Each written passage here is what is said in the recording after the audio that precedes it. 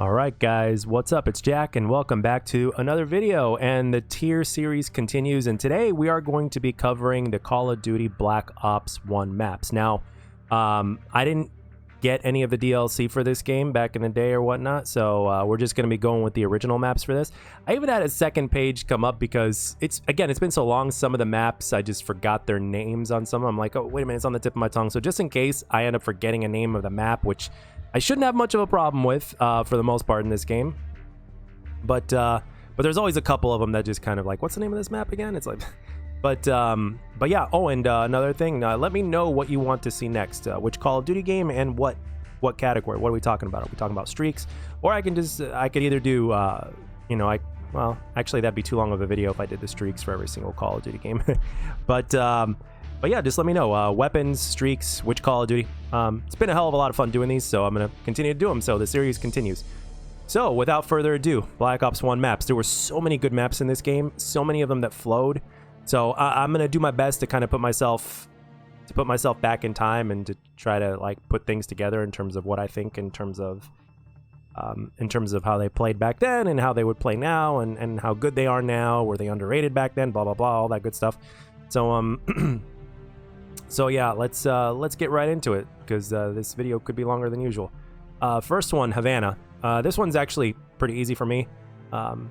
Havana's an S tier map, in my humble opinion, in terms of pubs. I don't know about competitive or whatnot. I think it was used in competitive back in the day, actually, during the Black Ops 1 days. But in terms of pubs, ladies and gentlemen, this map is excellent. It's got good flow. You have to be careful when you go towards the center, which is pretty much tradition in every single map, right? If you're going to go for B or whatnot, you got to be really careful. You know, you only got to have a couple of cars in the middle of this map compared to a whole bunch of buses on Piccadilly in Modern Warfare. I mean, think about that for a second. So, not too much shit in the way. You had a couple of things on both sides, on both buildings, you know, and upstairs, but it wasn't like used way too much or whatnot. And if it was reasonably counterable and all that good stuff. So, yeah, Havana is, without a shadow of a doubt, an S tier map, and it's not something that you want to underestimate, because it's just really good on every single side of the map. It was fun to play on. It was fun to rush, to run around. Were you gonna take back alley? Were you gonna cut through B? Were you gonna go towards the right side of the map? Fairly really good map, in my opinion. I always liked this map, from the way it looked to the way it played, to the kind of weapons you could use on the map or whatnot, depending on your playstyle, and how easy it was to just counter everything. In my opinion, Havana is an S tier map. It's really good. All right, so moving on to the next one, Jungle. Jungle. I have mixed feelings about this map. I have kind of a love-hate relationship about this map, but at the same time, I'm asking myself, why is that? You know, I don't like to judge a map by its coat of paint, so to speak, right? I don't like to do that. I like to judge a map by how it plays as opposed to how it looks. Jungle, very solid, but I wouldn't necessarily put it at A tier, because I have to explain this, don't I?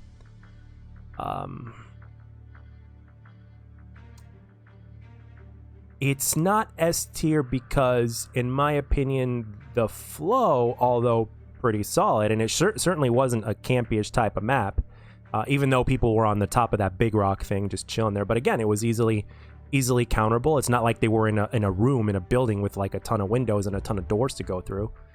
But I don't know. I can't fully explain it. It's got something to do with the flow and just the overall layout. If there were a couple of changes here and there in terms of where things were, I think it would be an S tier, but I don't know.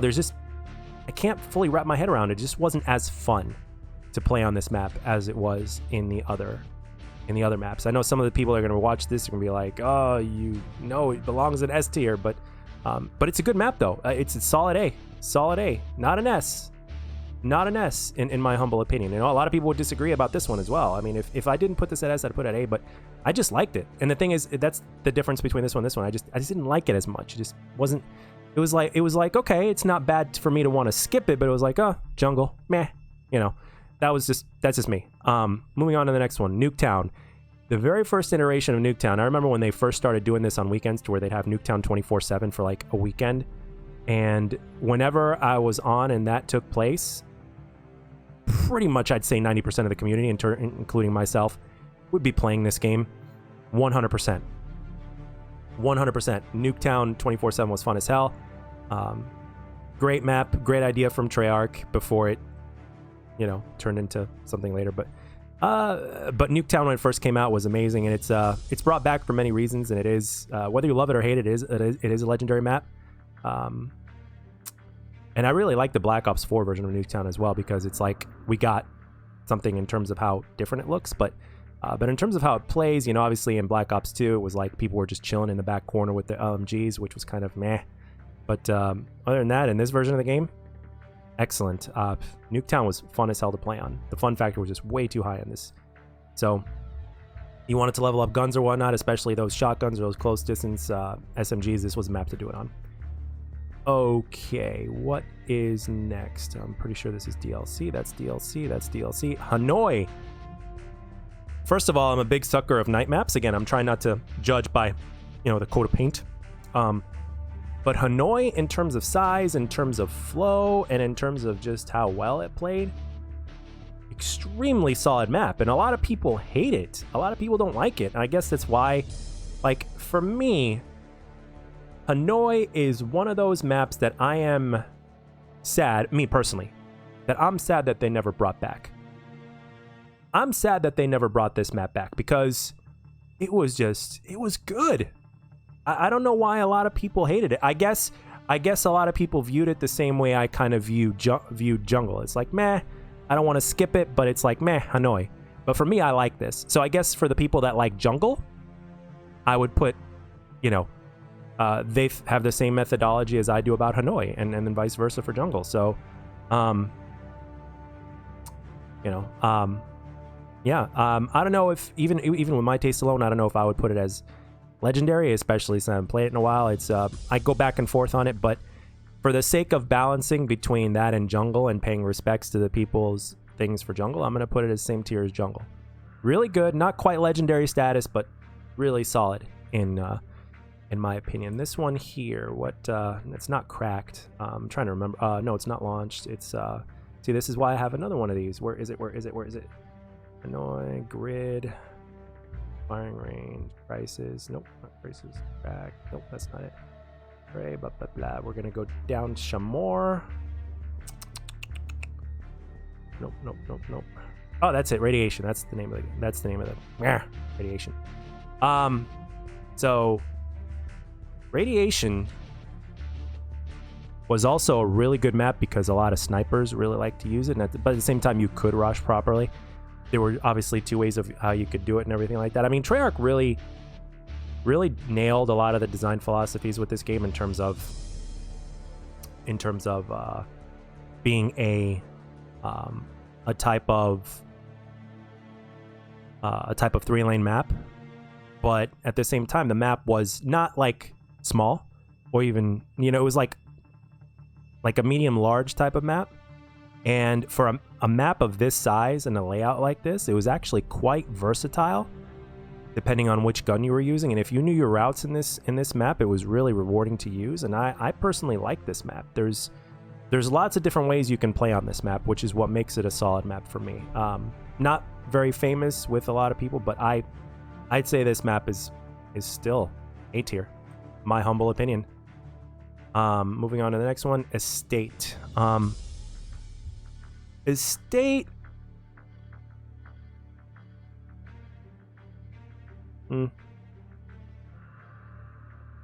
B tier. Now the reason why I'm putting Estate at B tier is obviously number one, it was a little bit too big, and the flow wasn't as good as some of the other maps in this game. That's another reason. And a lot of people would just hang out in that building, and it had some verticality because of where, you know, some windows were and stuff like that. And I personally didn't like that. The fact that there was, like, you know, the house or the building or whatnot that people love to hang out in and stuff like that. And a lot of people really like to put claymores down and stuff like that and just camp, and you'd have to go up the 2 flanks of stairs to get them, and they'd just be chilling there. So I mean, yeah, I mean, not nearly as bad as what we had in what we're having today. But in terms of the rest of the design philosophy in this game, it's like, yeah, let's put in a different map for different play styles, which I understand, but again, it just didn't go along with the flow completely. But again, you could always choose not to go in those buildings, but again, the flow is just meh. There was some extra stuff in there that really didn't need to be in this map, so I'll put this at B, because despite the fact of all these things, it still played really well. You could still rush, but just not to the same degree as some of the better maps in this game. That makes sense. Okay, this one is what's the name of this one? I forgot. It's on the tip of my tongue. See, this is why I also took it's up here. Crisis? Yep, Crisis. All right, so Crisis, again, very similar to this one. If you were in the back towards the beach area, the flow was really good, and then the flow would slow down once you get to the other side to where you had a couple of those buildings and stuff like that. So in that aspect, it's kind of balanced. So if you stayed on a certain side of the map, and then just know that when you go on the other side of the map and you're in the buildings, don't be surprised if you're going to see a few people chilling there. Very, very similar design philosophy to Estate, but like with a different layout, obviously. So, but still, it flowed well, just not as well as some of the other maps. So again, I'm gonna put this bad boy over here. Okay, next one. This really needs no explaining whatsoever, but Firing Range is an S tier map. Period. From both a casual and a competitive standpoint, Firing Range is incredible. The map, the size of the map is perfect. The layout of the map is phenomenal. Definitely not too campy. Very well balanced. I mean, there are obviously a couple spots you can go to and everything like that, but you could flank. You can use sniper rifles. You can use SMGs, LMGs. You could run around and troll. And you can also be competitive with this map. This map is the definition of what a legendary tier Call of Duty map is, in my humble opinion. And it's been brought back numerous times for good reason, and it's really that simple to me. So, all right, moving on to the next one. This is not, nope, that's not it. So, yeah, we're going to go over here to, oh, this is Summit. Summit, again, S-tier map. Obviously, you know, I love snow maps as well, just like I like night maps and everything like that, but Summit is an S-tier map. Hands down, without a shadow of a doubt. Summit is just great layout, not as open as Firing Range, but at the same time, it's not like there is a building you can go into towards the middle and stuff like that, but it's still fairly open, and it makes some for really good, interesting engagements from both a distance and a short range engagements as well. And it was a smaller type of map. I don't think it was as small as Nuketown, obviously, but a smaller size map, but just very fun to play. Like, if you wanted a pacing similar to like Nuketown, but a lot more balanced, I would say Summit is that map. So in some ways, Summit is obviously more legendary than Nuketown, you know. As a map, I think it is better than Nuketown, but in terms of legendary status, you know, I think Summit is right up there. It has its rightful place as an S tier map, in my opinion. Grid. I don't know what other people think of this map, but this map is terrific. This map is awesome. I really like this map. Now, whether or not it's legendary is really up to debate. There's a lot of back and forth on this freaking map list, but Grid, sheesh, Grid was just amazing, and it was a personal favorite of mine. So I like it. This is my tier list, so I'm actually putting Grid as up here. I'm putting Grid up here. Lots of fun to be had on this map and on all the different sides of it, and it's a slightly larger size map. I wouldn't put it in the large category, but it's like a high medium. But if a map is slightly larger than some of the other maps in the game and it still plays well, and there's like, you're having fun regardless of which part of the map you're playing on, again, all signs of a good map. So I'm putting this up here, hands down. Amazing in my opinion, with my personal experience with this game. Okay, Cracked. Man, oh man, Cracked.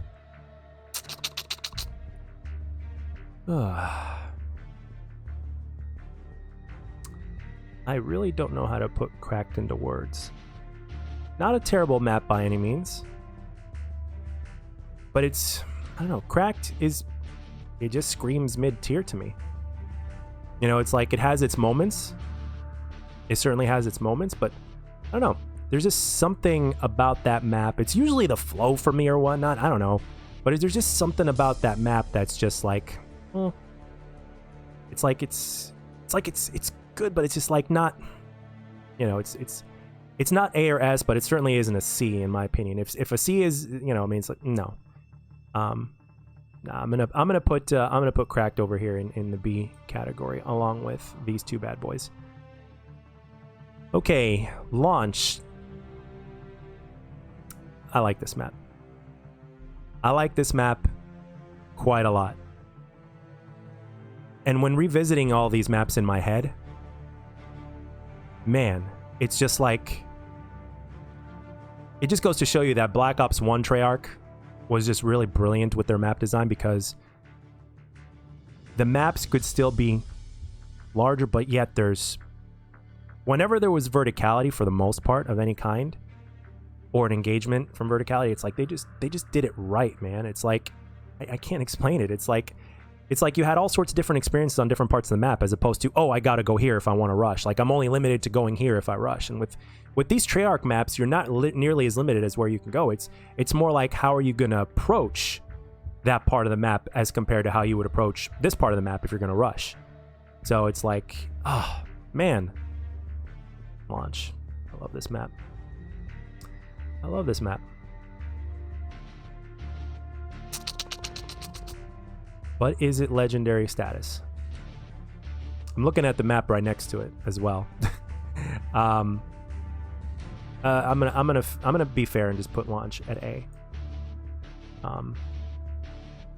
Yeah, it makes sense to be at A, because I find it just as fun as these maps, but not quite as fun as these maps. So very solid A. So it's going here. WMD for me, hands down up here. I'm actually surprised they only brought this map back once. I really like, obviously, you know, the look is good, but we're not counting the look of the map because it's just, you know, it's just a paint job. It doesn't impact on how the map plays. Layout's good. You know, you got your indoor and outdoor action, and how you can approach those is really great, and you can approach them from multiple sides. You could flank, you could take the first floor, you could take you can do some really cool shit from the second floor, but it's like, if you were on the second floor, there'd be a risk unless you had a window to look out from, but there aren't too many of those. I think there's like 2 or 3 of them, but that's pretty much it. It's, you know, you've got close range combat, you got mid range combat, you got long range combat, you know, you can play passive, you can rush. It's just all the makings of a really good map are put in here, and every single time WMD came up, I was always excited to play it. So ultimately, that's what it is with this. I mean, it's so good, man. When you're looking at Black Ops 1 Treyarch, man, holy shit. And of course, we have Array. This is the big map of this game. It's the big map, and it's really solid. It's really solid for a big map. I mean, if you were a traditional sniper, or should I say a more passive sniper, if you were a hard scoper or whatnot, this was a great map. And for a big map, I would probably say this is one of the bigger maps that Treyarch has ever made, especially when you compare it to some of the big maps in Black Ops 2. I mean, granted, there weren't too many, but you guys get the point. Not terrible by any means. And I'm certainly not going to penalize this map for being too big, because there has to be at least, you know, a few big maps into the game, and you have to have something in there for the snipers and the people that like long range engagements, or that people that are leveling up their M16. I always wanted to, for the most part, I've always wanted to either use the Commando with a suppressor on this map, or the what's it called, or the M16 or the G11. And if, you know, granted, I've never really been a sniper, but again, really good map for snipers. And at the same time, it's like people were still moving around. That's the thing. Usually, a lot of times with big maps, like too many people would just chill in a spot and not move. And that would happen a lot, especially with the giant tower on this map. You guys know what I'm talking about. So, you know, they'd have their ghillie suits on, they'd blend in really well, and they try to take people out with a sniper on top of the tower.